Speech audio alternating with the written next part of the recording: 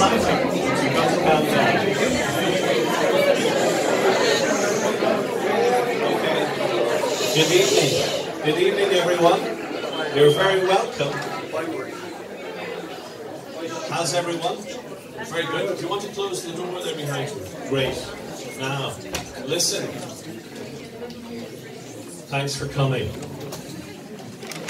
Okay. So, good evening. On behalf of the Custom House, John McHugh and I, Simon, welcome you to the Rolling Sun Book Festival 2018, Westport's boutique cultural festival and highlight of the Westport literary calendar. It's almost a decade in existence this year.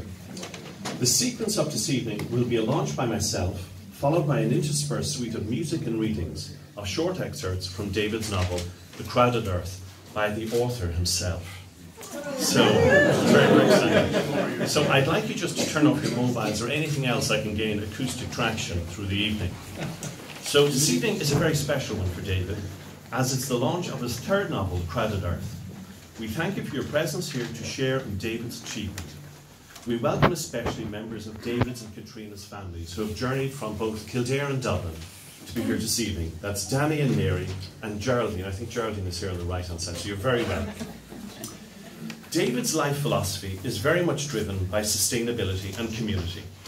In bringing The Crowded Earth to fruition, he has shared his literary journey with many friends within our local community who are here tonight. From reviewers to proofreaders, copy editors, librarians, bookshops, publishers, printers, singers, musicians, and even an artist who designed the book cover, whom I actually happen to know quite well. And there's the book cover over there on the right-hand side. So they always say, don't judge a book by its cover, but in this instance you should. The book is amazing. David would like to thank each and every one of you who helped and journeyed with him in his creation of The Crowded Earth. Your presence here tonight as a collective means so much to him and gives David and us, his friends, a tremendous sense of fulfillment. David's novel, The Crowded Earth, is told through his main character, Rupert, a Trinity student who we first meet in the autumn of 1913, dressed in military uniform in the family living room of the leafy affluent suburbs of Haddington Road in Dublin. He is on the cusp of departure, like many young Irishmen of that time, with a sense of duty to the Great War, the war that would end all wars. However, to understand Rupert, we must comprehend the Ireland he was born into. For those like Rupert, who were part of the establishment, his Ireland was imbued with an sense of inherited order, born centuries earlier through the pangs of early empire, cradled and settled by a Georgian society. This sense of order manifested itself physically with great expressions of urbanism and planning, such as the great Georgian squares and streetscapes in Rupert's Dublin, the capital of one of the home nations and second city of empire. Rupert was born into this sense of duty. However, he was not from the big house, nor was he from O'Casey's Protestant working-class Dublin tenements. He was from the comfortable suburbs of intergenerational stability that drove and administered an empire.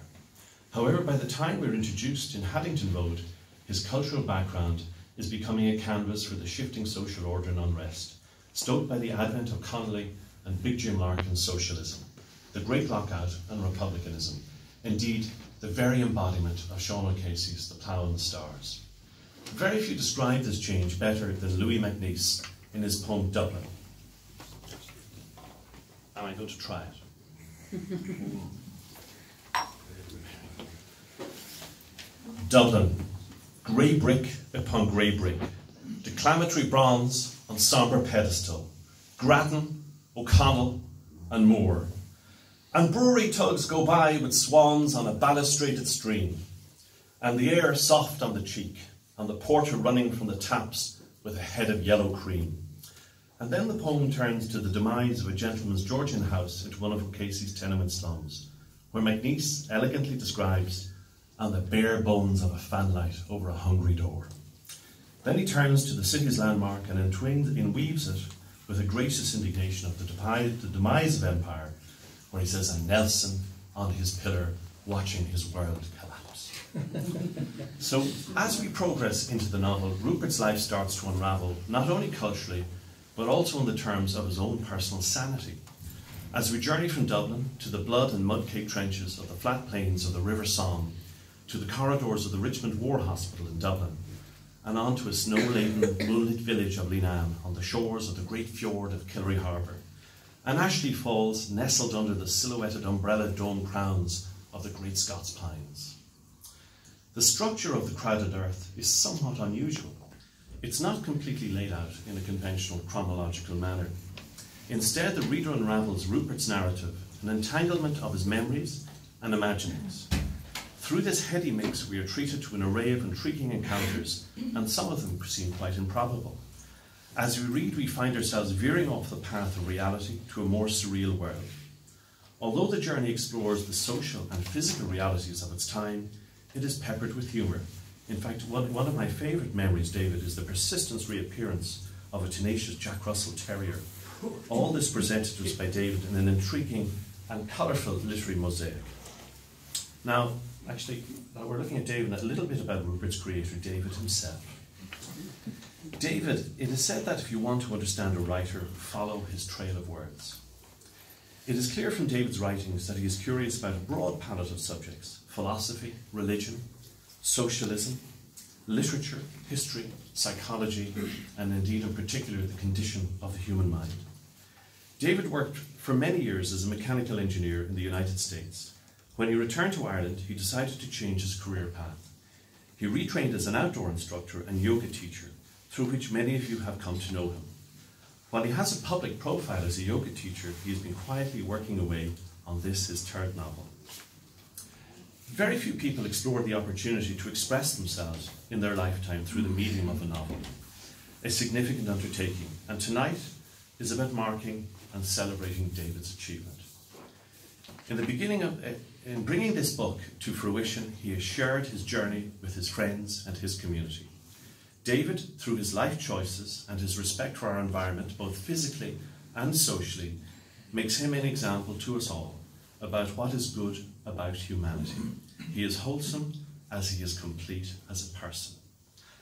I would like to also acknowledge Katrina, who has demonstrated unwavering support for David's journey. In recent weeks, you may be familiar with Katrina's series of videos documenting this project, interviewing David and many of those involved, from concept to final print run. Katrina and David, we thank you. And I'd also like to mention some more members of David's family. His two brothers unfortunately can't be here tonight, but they've sent a telegram, and which is very clean in the novel. It's, "Hi Dave, just wanted to wish you all the best for the book launch tonight. Sorry myself and Colin can't make it. We're both really looking forward to reading our complimentary copies. I'm sure the rest of the family will have you well looked after." And they have a Franklin D. Roosevelt quote: "It's common sense to make a method, to take a method and to try it. If it fails, admit it frankly and try another. But above all, try something." And that's from Franklin D. Roosevelt, another telegram. So, to celebrate this evening, we now have a short compendium of music and brief excerpts from the novel by the newly published author himself. But just before we do that, it gives me great pleasure to officially declare The Crowded Earth to be launched.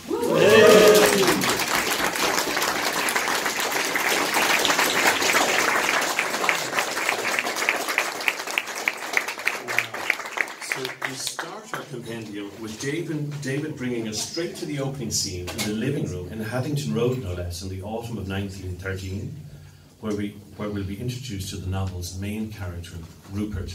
David, please.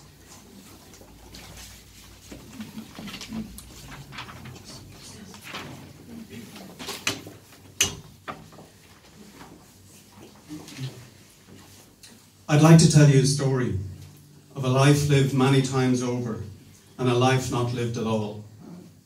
Where should I begin? At the beginning, I suppose. The end of all beginnings. Rupert. Haddington Road, Dublin, 1913.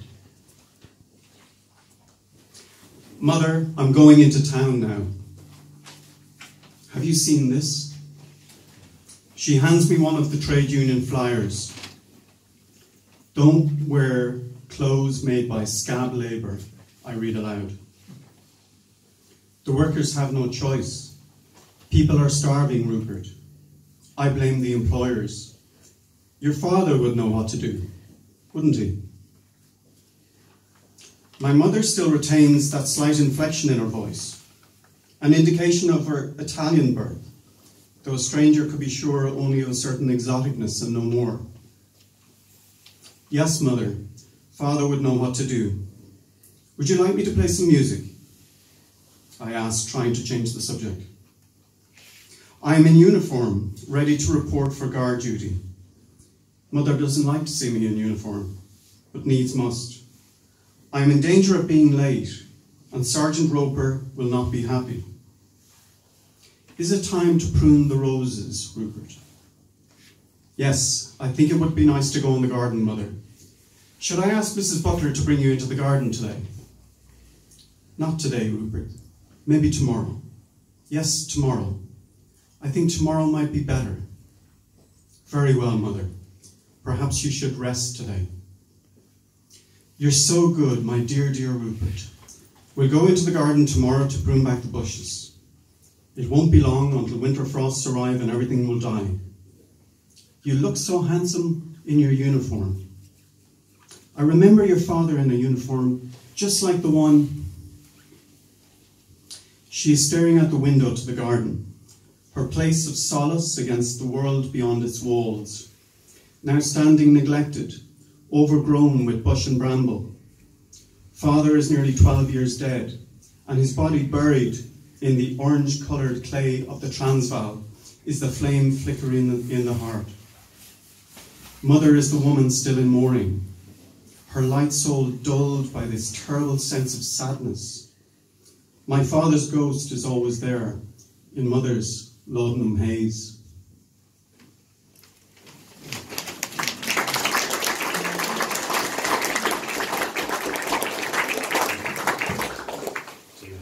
That was lovely. I have another message from David's sister Aoife, who also sends her regards, and we'd also like to acknowledge Yvonne and Katrina, David's other two sisters who are here tonight with their 3 children each, so you're very welcome as well. And now we're going to have a rendition of the wonderful Marble Hall, so beautifully poignant and evocative of Rupert's time and its culture, by Trian O'Malley.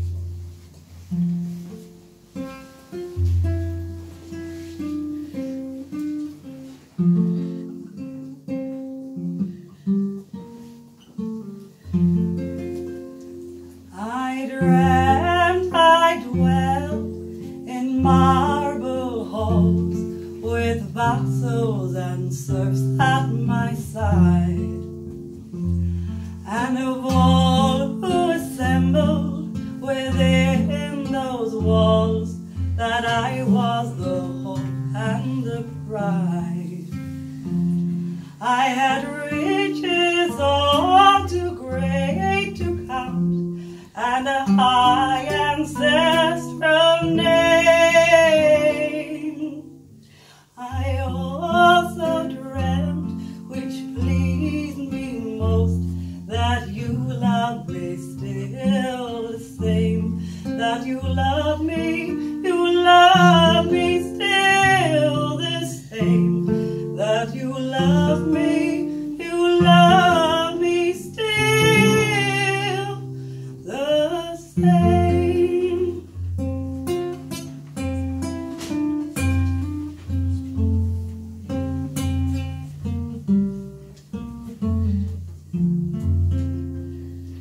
I dreamt that suitors sought my hand, and knights upon bended knee,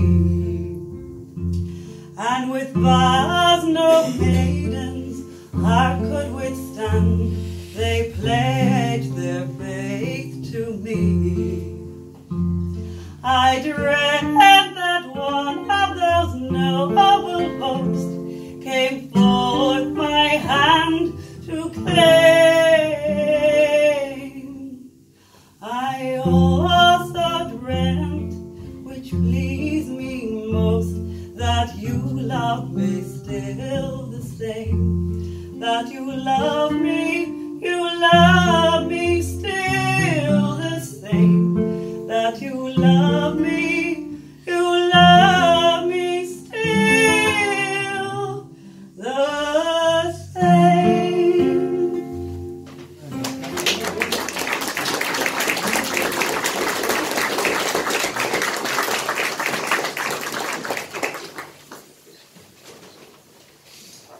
The Somme, France, 1916. Death is everywhere, everywhere is death. The Somme is a bloody, bloody, bloody affair. Thousands already dead, and the day still young. Thousands more will follow. I am questioning the point of it all. I'm growing unsure of my every action. The simplest things have me stymied. Brushing my teeth, I get a terrible premonition that if I continue to stand in one spot, then I am bound to die. It's madness, of course, yet I decide that I must move around while brushing my teeth and thereby lessen the chances of my early demise. Then another thought strikes me. If I continue to move around, that might also lead to my untimely death. So I stand in a spot which I deem to be the safest, only to find that my mind is playing tricks on me. There is no safety in anything. Nowhere is safe, nowhere at all. Except perhaps sitting in the garden in Haddington Road. Oh, to be in Haddington Road, in the garden amongst the flowers and the rabbit holes. Instead, I dwell amongst the splintered tree stumps and the shell holes, the noise of the tram bell replaced by the juggernaut of arriving shells. Ding, ding. Here in this god-awful place with misery and death everywhere, a simple misstep can mean the end. I hide away, pulling the canvas across my bunk to shade myself from prying eyes, and curl into a fetal position, hugging my knees into my chest. Like a child I cry, and let the tears soak into my tunic. I bite my belt to prevent my whimpering, snivelling fear manifest itself. And when I am done, when the last of the fear-filled fit is over, I wipe the back of my hand across my face and dry my eyes, the eyes still bloodshot from stress and strain, and place my feet on the damp earth and will myself to stand, certain only that I must perform my duty, dying daily, or face the ignoble death of the firing squad. What have I become? This serious child no more. I stand and walk to the dugout entrance and steady myself against its muddy walls, streaming with incessant rains, pull my cape about my shoulders and fix my tin hat on my head. I tap it 3 times with a closed fist for luck. 1, 2, 3. Don't let me wet myself. Vacant stares from men who expect me to lead, young men like me, boys really, far from home, and wanting no more than to stay here, at the bottom of this flooded trench, ignore the clarion call of the whistle in my hand, knowing they must answer its shrill note, or face the heavy peacemaker which I carry in the other. Could I shoot them?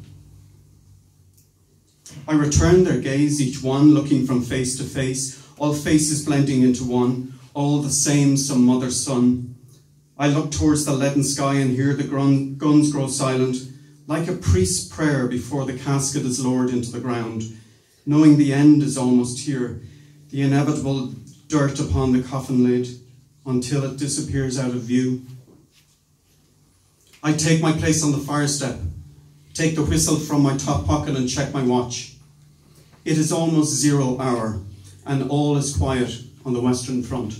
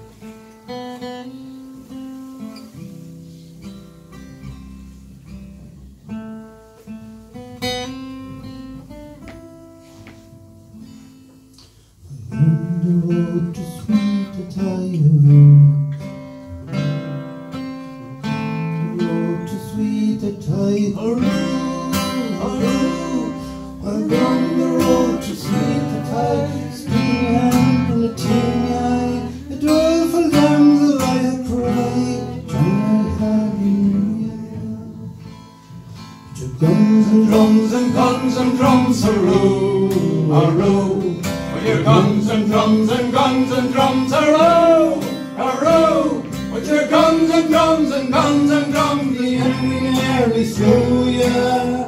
Oh, darling dear, you look so queer. Johnny, I hardly knew ya.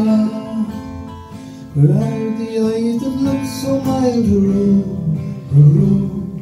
Where are the eyes that look so mild, hurroo, hurroo? Where are the eyes that look so mild when my poor heart you first beguiled? Why did you skedaddle from being the child? Johnny, I hardly knew ya. Where are the legs that used to run, hurroo, hurroo? Where are the legs that used to run, hurroo, hurroo? Where are the legs that used to run when you went to carry the gun? Indeed your dancing days are done. Johnny, I hardly knew ya. With your guns and drums and guns and drums, hurroo, hurroo. With your guns and drums and guns and drums, hurroo, hurroo. With your guns and drums and guns and drums, the enemy nearly slew ya. Oh, darling dear, you look so queer. Johnny, I hardly knew ya. I'm happy for to see you home, hurroo, hurroo. I'm happy for to see you home, hurroo, hurroo. I'm happy for to see you home, all from the island of Saloon. So low in flesh, so high in the bone. Johnny, I hardly knew ya. You haven't an arm, you haven't a leg, hurroo, hurroo. You haven't an arm, you haven't a leg, hurroo, hurroo. You haven't an arm, you haven't a leg. You're an armless, boneless chicken's egg. We'll have to put up the bowl to beg. Johnny, I hardly knew ya. With your guns and drums, hurroo, hurroo. With your guns and drums and guns and drums, hurroo, hurroo. With your guns and drums and guns and drums, the enemy nearly slew ya. Ah, darling dear, you look so queer. Johnny, I hardly knew ya. They're rolling out the guns again, hurroo, hurroo. They're rolling out the guns again, hurroo, hurroo. They're rolling out the guns again, but you'll never take my sons again. No, you'll never take my sons again. Johnny, I'm swearing to you.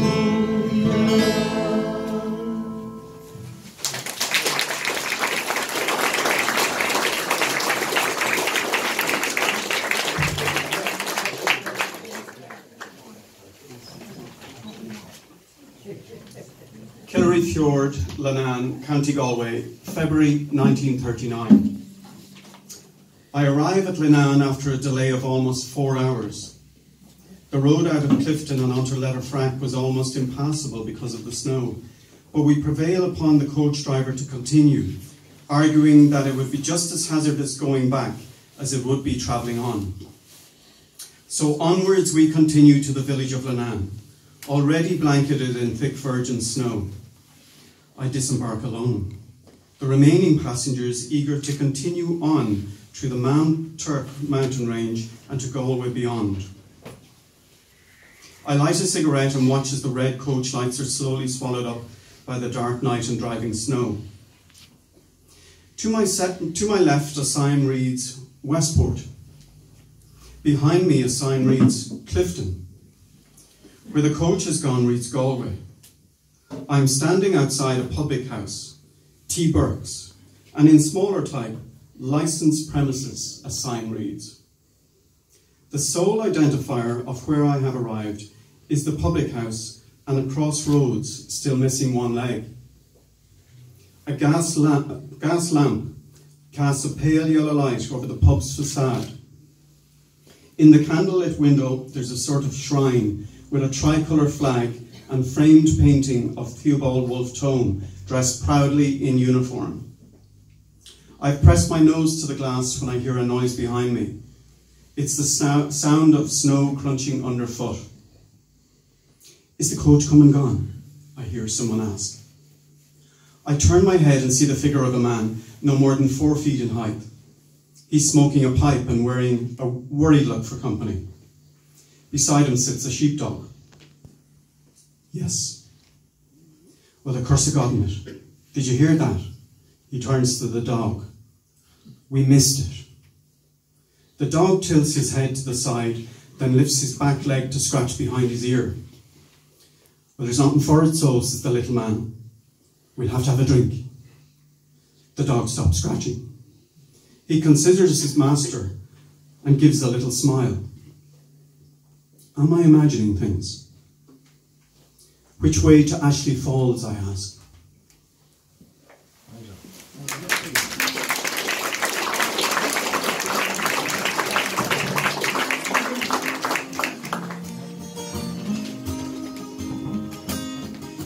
God knows I've been praying for a miracle of late.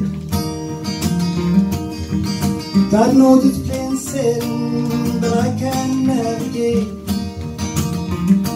It's between darkness and light.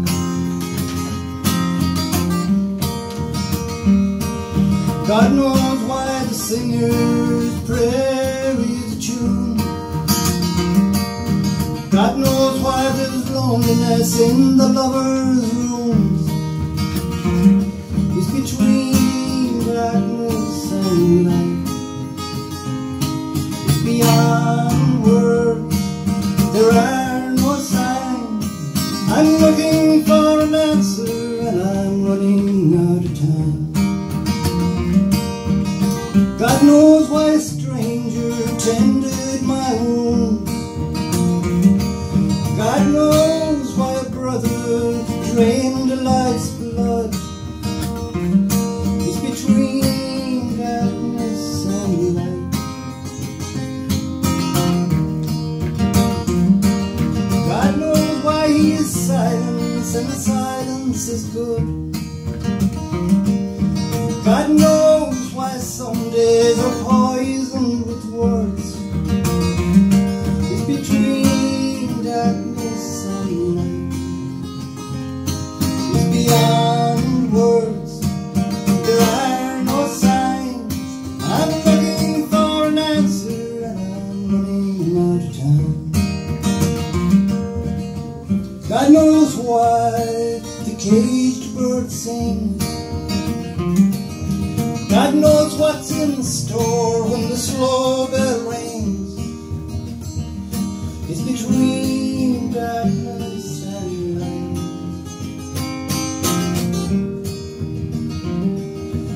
God knows why there's hope in desperate eyes. God knows there's despair in the human cries. It's between darkness and light. It's beyond words. There are no signs. I'm looking for an answer and I'm running out of time. I'm looking for an answer and I'm running out of time.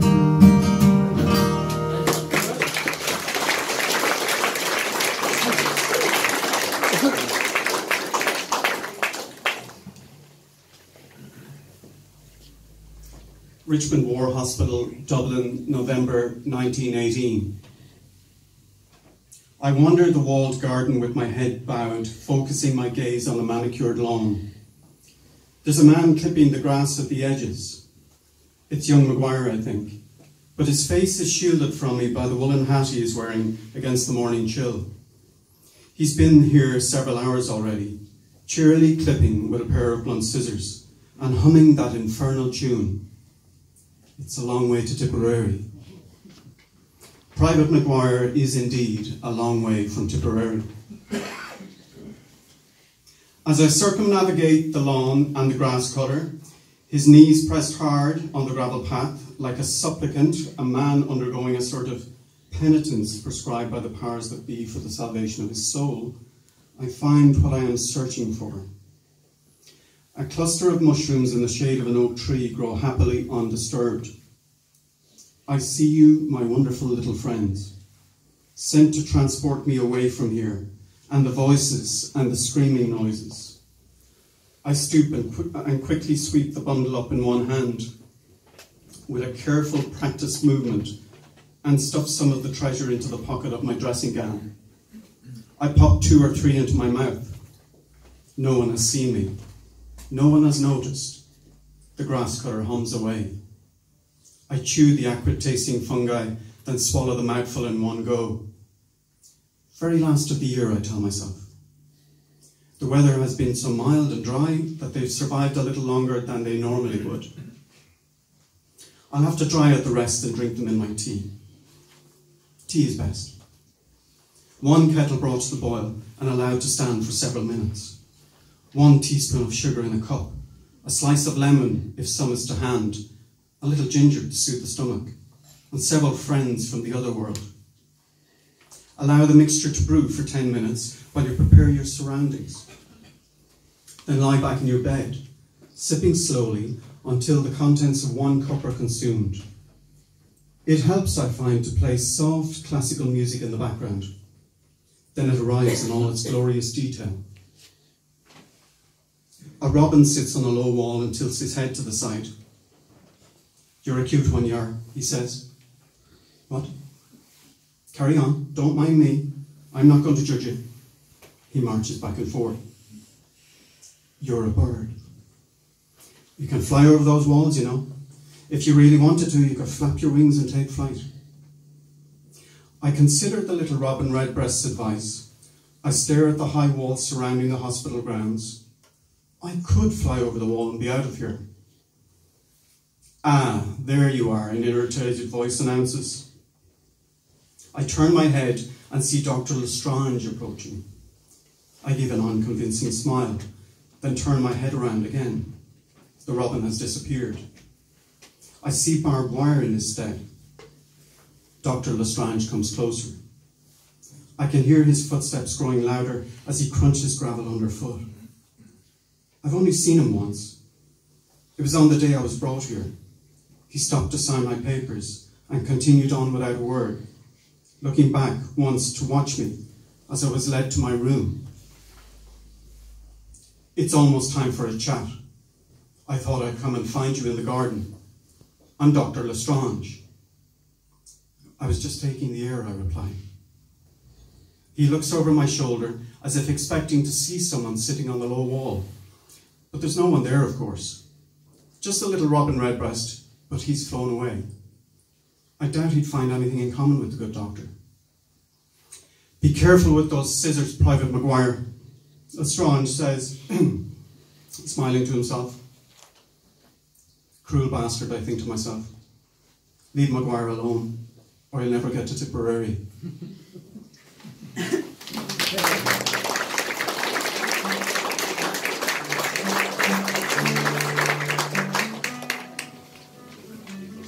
Sorry, I'll just say a few thanks before the guys get going with the music.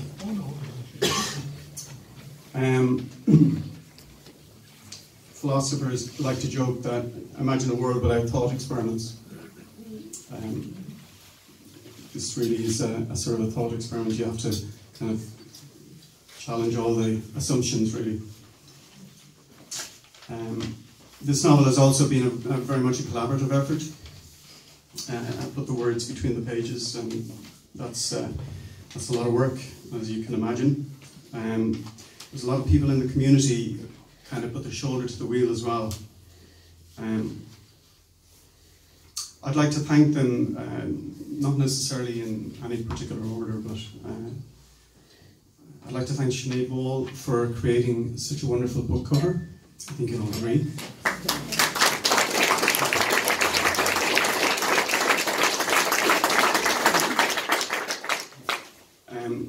I wrote most of this book sitting in the library in Westport with a border collie under the table.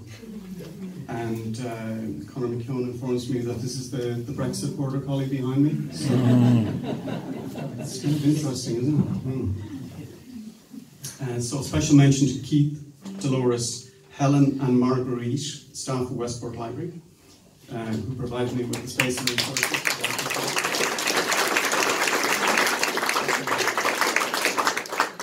Kizzy and I thank you. Some of you know who Kizzy is. I'm very grateful to John Bradley, who's here tonight, Leamy McNally and Bill Galloway. who gave up their time and expertise in critiquing and editing this work. Thank you, gentlemen.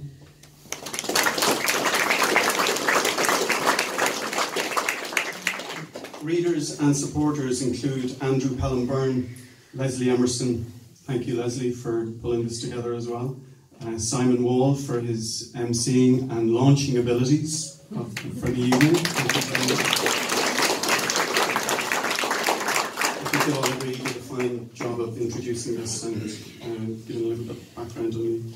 Roisin Moran as well, thank you Roisin, and Roberta Beery, Susan Carmichael and Guy Carlton, Graham Brooks, Paul Soy, Gemma Hensey, Maggie Gibson and Dave Benson.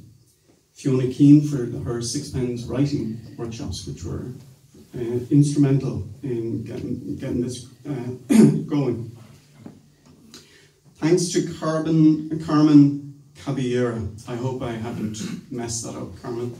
Lorella Irani for translation in the book. Barry Murphy for final formatting. I'd like to thank Anne O'Leary with Books at One. She's at the back. Some of you have met her already.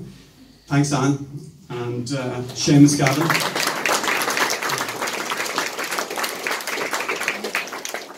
My folks for travelling down, my sisters and my brothers who couldn't be here.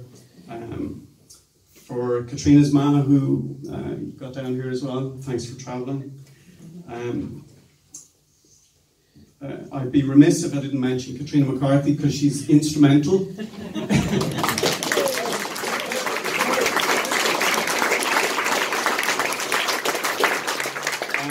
Without her, the book wouldn't get written, and this book wouldn't be possible without her. Thanks, Katrina. I'd like to also thank the guys here who gave of their time this evening. Tony Reedy, Leanie McNally. He's a man of many disciplines, Leanie. He's harmonising here this evening as well as proofing and critiquing. Charlie Keating. And John as well. Thank you very much, John Scala.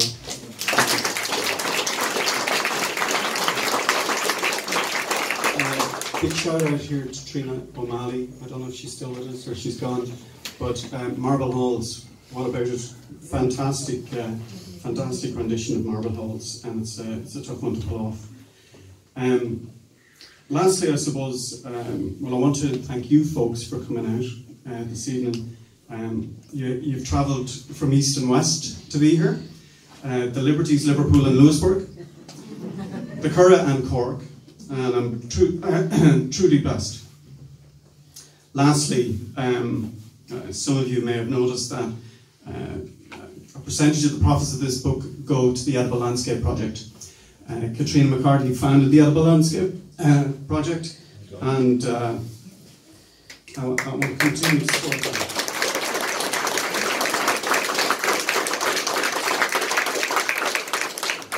Thanks for coming.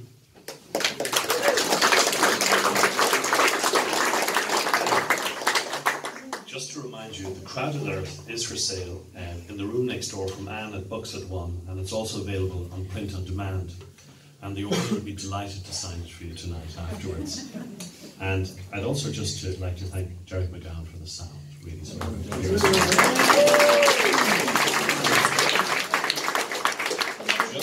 Just before we have the final song, which is The Parting Glass, Carmel from the Rolling Sun is going to come up and whet our appetites for the events for the weekend ahead.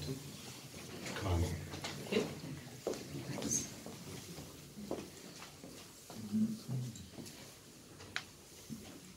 Good evening, everybody. I'm Carmel from the Rolling Sun Book Festival, and I'd just like to brief you on what's coming up over the next couple of days. I'll just find a little piece of paper. Yes. So on tomorrow, that's Friday, at 4:30, we have live from the Town Hall, The Last Word with Matt Cooper and Lisa Hand. At 6 o'clock, we have a book launch, Maud Gone's Men by Anthony Jordan, and that's going to be in the bookshop. And then we have our festival opening event at Madden's Hotel. That's fully booked, I'm afraid, so sorry about that. Saturday morning we have